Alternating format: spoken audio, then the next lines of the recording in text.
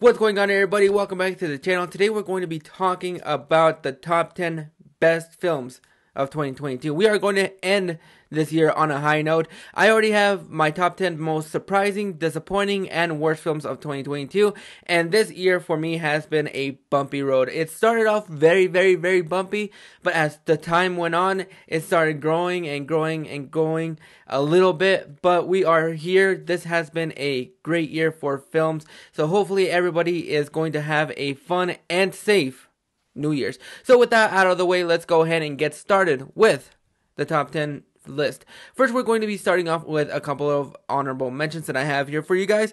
First one is Dog. I thought Channing Tatum was fantastic in this film. This was one of the films that he directed as well. Chip and Dale's was one of the most surprising and hilarious films that I saw this year.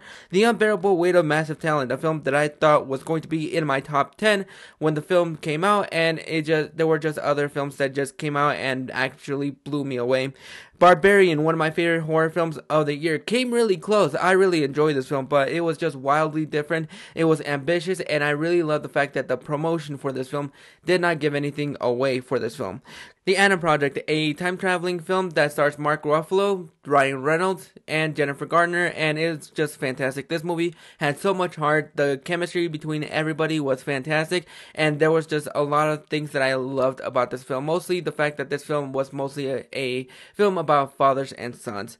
And Soft and Quiet, one of the most chilling films that I saw this year that had me at the edge of my seat. The one-shot style for this film actually helped the film a little bit, and I just absolutely loved and haunted me for days to come. Now that we got the honorable mentions out of the way, let's go ahead and get started with the top 10 with number 10. Coming in at number 10 is a film that I wasn't going to have in my top 10, but Spider-Man No Way Home brought us back to the movies, Top Gun Maverick made us experience the movies, and Jackass Forever made us laugh again at the movies. This movie was just 90 minutes of non-stop laughter and pain. This movie, I was not all that excited for this film. I watched the original Jackass films before this one came out, and even though I enjoyed 2 out of the Jackass films, if you include Bad Grandpa in that, I really enjoyed Jackass Forever, mostly because it was just us laughing.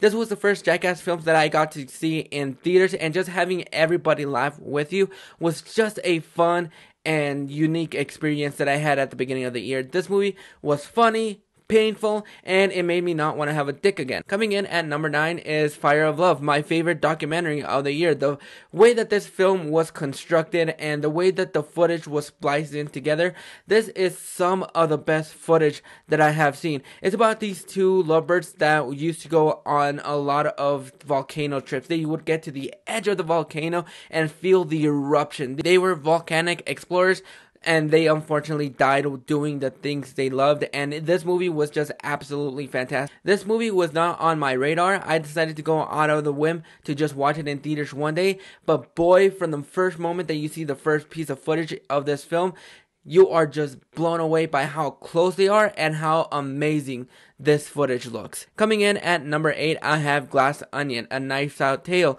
This movie was a lot of fun. I really enjoyed the first one, even though I don't love it as much as a lot of people. I thought the reveal was a little bit too easy.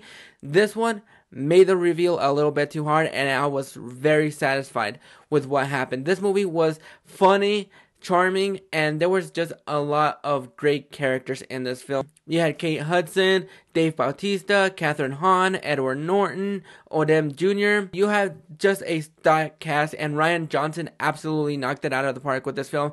It was engaging. They did a couple of twists and turns that I wasn't expecting. This movie is about 2 hours and 20 minutes long, and it did not feel that long. This movie ran at a steady pace, and that is what I loved about this film. It was just entertaining, it pulled you in, and this movie is a whodunit done right. Coming in at number 7, I have Avatar: The Way of Water. This movie actually surprised me, mostly because I wasn't all that excited for the film. The first movie I really enjoyed. The second one was absolutely fantastic. From the opening shot of this film, and you hear James Horner's score from that first film, it brought you back into the world of Pandora. And James Cameron absolutely stunned me with all the visuals. I thought the story in this film was a little bit more tighter. There were a lot more emotions in this film that I actually liked. a lot more characters that I really enjoyed. Some of the character decisions that were made in this film I was not a big fan of, but the overall story and the way this movie looked, the visuals were fantastic. I absolutely came out loving it a lot more than I actually thought I was going to, because even though I did complain about the 3-hour runtime, the first time it did not feel like it was 3 hours. The second time it did, maybe because I went out for a pee break, but other than that, this movie was absolutely fantastic. This movie blew my expectations, no pun intended, out of the water, and it was just a fantastic feat. Coming in at number 6, I have Guillermo del Toro's Pinocchio. Now, coming right off of the Disney Pinocchio, it was a tough feat for a lot of people, but Guillermo del Toro is one of my favorite directors. I really love his creations, his world, and this movie did not disappoint. This movie was just like Adam Project, a movie about fathers and sons, imperfect fathers and sons, and just the way that this movie was emotionally enraptured. I was in tears for half of this film, and it was just an emotional film. The stop motion style for this film was fantastic. The writing was brilliant, and just the sense of direction was absolutely fantastic. This is a movie that I absolutely loved, and I was so glad that I was able to check this film out in theaters because I was just in tears. There are a lot of funny parts. I really like how it didn't stick to that same story that we've seen a million times. You have the bones of that film in here, but other than that, it was just a pure, unique Guillermo del Toro feature, and I absolutely loved this film from beginning to end. At number 5 is Top Gun Maverick. The trailer for this film first came out during Comic-Con 2019, and we waited so long for this film to come out. Paramount was so close to putting it out on streaming, but Tom Cruise stuck to his guns and absolutely said, fuck that shit, we're going to take it to theaters because that is how this film is going to be looked at. And boy, did this movie shatter records that I was not even anticipating that it would be. This movie was so emotional. I watched the first Top Gun about a week before the film came out, and I really don't love that film as much as maybe a lot of people do. I thought it was just fine, and that is why I really wasn't all that surprised when it came to this film. This movie blew everything about that first Top Gun film out of the water. This movie had the right emotional beats. The characters were great. The little interactions that they all had together, coming together as a team, was fantastic. The appearance of Iceman was one of the biggest tearjerkers that I had all this year, and this movie was just absolutely fantastic. I watched this movie about 4 times in theaters, and I loved every single moment of this film. It never felt long. It never felt like it was overstaying its welcome. Are there a couple of problems with this film? Yeah, but I was able to overlook those problems and actually have fun with this film. This movie brought the experience of the movie magic back to the theaters, and I absolutely came out loving it. Coming in at number 4, I have The Fabelmans. I'm not the biggest Steven Spielberg fan, but this movie reignited the reason why I love going to the movies. What made me fall in love with movies? Is it a little bit too long, and are there a couple of things that you could have spliced out just to make it a little bit shorter? Absolutely, but I was never bored with this movie. I thought this movie was fantastic. The performances in this film were fantastic, especially from Paul Dano, mostly because I thought he was great as the Riddler in The Batman, but in this performance, he was the heartbeat of the film. It really does dig into the family problems that Spielberg had growing up, but when it goes back to those moments where you see him making his films and having fun with his friends, that is where this film actually held its ground, and I came out absolutely loving it. And at number 3 is The Batman. This movie was the Batman everybody wanted. It was fantastic, gritty. It gave us a new look at Gotham, one that we have never seen before. And just the way that Matt Reeves was able to handle this film was fantastic. The Riddler was a great villain. You had the Penguin played by Colin Farrell, who was absolutely unrecognizable in this film, and it was just everything that you wanted in a Batman film. You got that detective side. It was a Seven meets Zodiac type of film, and everything about this movie was absolutely fantastic. I'm surprised it wasn't on the Oscar shortlist because Michael Giacchino absolutely knocked it out of the park with the score. The cinematography was great, and the 3-hour runtime. Again, I'm not a big fan of 3-hour runtimes, and it did not feel long. The way that this movie wrapped up, there are moments in this film that kept me from going to watch it again, mostly because there were a lot of dark things that happened towards the end of the film that really pulled a cord on me, and it was hard for me to rewatch again.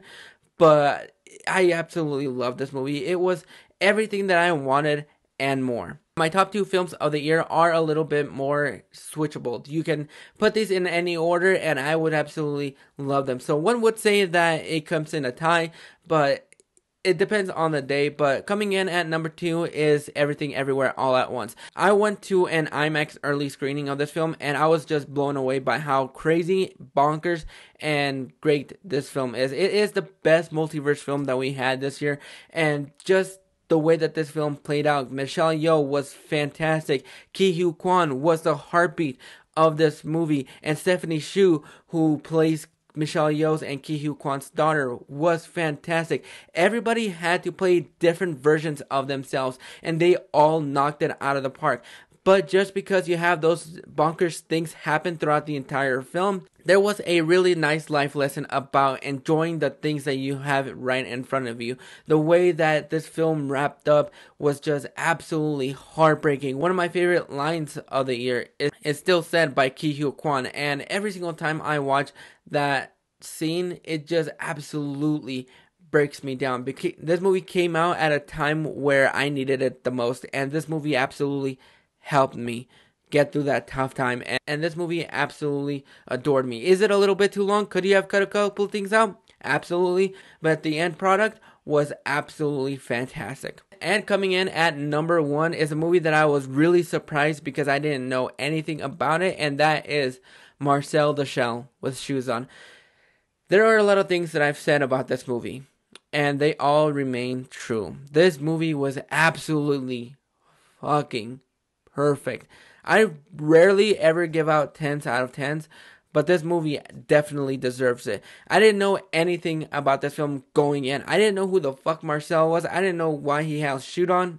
But Jenny Slate brought this character to life. This movie had so much heart. From the moment you see Marcel coming down in the tennis ball, you're just wrapped up in just how cute this little shell looks. It was just fantastic. This movie should not have been as good as it is, and it was just absolutely perfect. This movie was so heartwarming. It was so heart-wrenching. So many moments where I had tears in my eyes, and there are a lot of things that I can say about this film, but A24 this year really did knock it out of the park with a lot of their films. Even though I did not enjoy a couple of their films this year, this is a year you cannot say that they did not knock it out of the park, because they absolutely fucking did.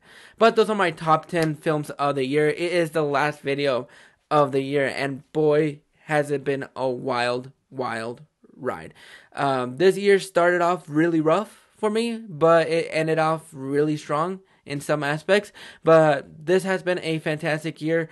I hope you guys have a fun, safe, and healthy new year. Hopefully 2023 will bring us some great things, and hopefully you guys are able to have a safe New Year's. If you're out partying tonight, please don't drink and drive, and please, if you need to go home, take an Uber to and from your place if you need to, but just be safe, please. This is the last video of 2022. Hopefully you guys will stick around for 2023 by clicking that like and subscribe button so you don't miss out on more videos. There are a lot of things that I'm really planning on doing for next year. Hopefully you guys will be able to stick around, but until next time, for one last time, my name is Josie. I'll catch you guys on the flip side.